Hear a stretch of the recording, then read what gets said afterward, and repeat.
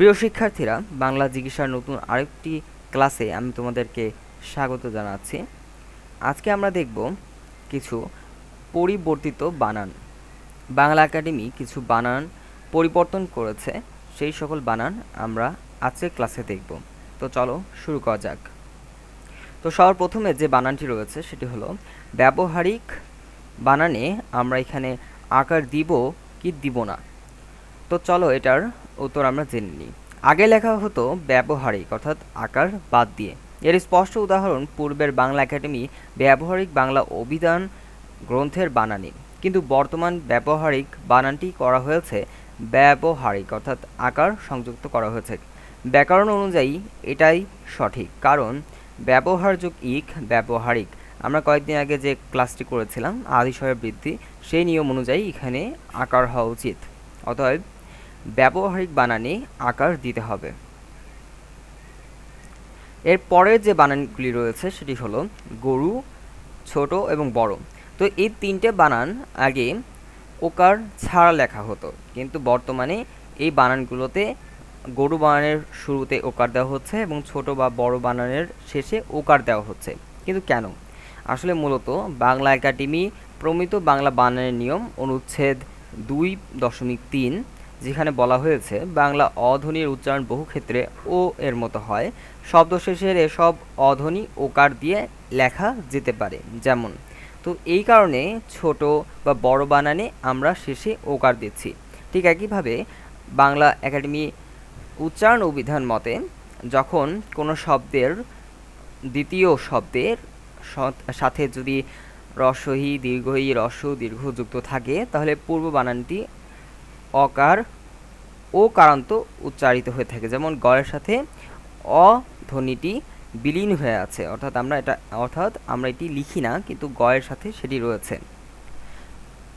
এখানে বয়শূন্য রয়ের সাথে রস্বউ থাকার কারণে গ ও কারান্ত উচ্চারণ হচ্ছে এবং আমরা গরু উচ্চারণ করছি। কিন্তু বর্তমানে বাংলা একাডেমি এখানে গয় ওকার দিয়েছে।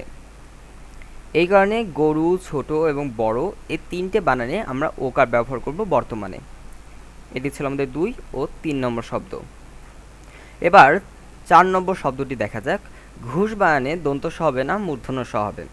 মূলত আগে লেখা হতো ঘুষ, মূর্ধন্য স দিয়ে ঘুষ শব্দটি লেখা হতো, কিন্তু এই শব্দটি অতৎসম শব্দ, তাই শুদ্ধ বানান ঘুষ। আশা করি তোমরা সবাই এই শব্দটিও বুঝতে পেরেছ। আমাদের পঞ্চম শব্দটি হলো ঠান্ডা বানান। ঠান্ডা বানানে মূর্ধন্য দিব না দন্তন্য দিব?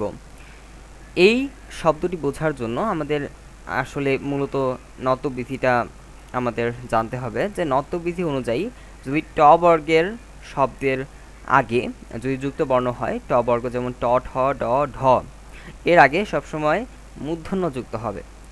এই নিয়মের কারণে অনেকেই ঠান্ডা বানানে বিভ্রান্ত হন। মূলত তারা মনে করেন যেহেতু ঠান্ডা বানানে ড রয়েছে, তাই ঠান্ডা বানানে ড এর আগে মূর্ধন্য যুক্ত হবে। কিন্তু আমরা একটি জিনিস ভুলে যাই, যে ঠান্ডা হলো হিন্দি শব্দ এবং বিদেশি শব্দের বানানে কখনো মূর্ধন্য হয় না। তাই শুদ্ধ বানান ঠান্ডা, যেখানে আমাদের দন্তন্য দিতে হবে। মূর্ধন্য দিলে আমাদের বানানটি ভুল হবে। আশা করি তোমরা এই বানানটিও বুঝতে পেরেছ। আমাদের আজকের সর্বশেষ বানান এবং ষষ্ঠ বানান, এখানে পঞ্চম লেখা আছে কিন্তু এখানে 6 হবে। যাই হোক, আমাদের এই শব্দটি হলো রুগ্ন বা রুগ্ন, অর্থাৎ রুগ্ন বানানে আমরা গয়ের সাথে দন্তন্য দিব না মূর্ধন্য, এইভাবে হস গয়ের নিচে হস দিয়ে তারপরে মূর্ধন্য দিব। মূলত এই নিয়ম অনুযায়ী রুগ্ন শব্দটি মূর্ধন্য দাবি করে, কিন্তু গ যোগ মূর্ধন্য যুক্ত বর্ণটি বাংলায় নেই। এখানে যে রুগ্ন শব্দের সাথে গয়ের নিচে যেটা যুক্ত হয়ে আছে সেটা হলো দন্তন্য, কিন্তু আমাদের এখানে রুগ্ন বানান মূর্ধন্য দাবি করে। এই কারণে আমাদের লিখতে হবে রুগ্ন, বয়শূন্য রয় রস্যু, গয় হস, মূর্ধন্য, এইভাবে আমাদের লিখতে হবে। নাহলে আমাদের নত্যবিধান ভুল হবে, নত্যবিধান অনুযায়ী আমাদের শব্দটি ভুল হবে। তো এই ছিল বাংলা একাডেমি থেকে কিছু পরিবর্তিত বানান।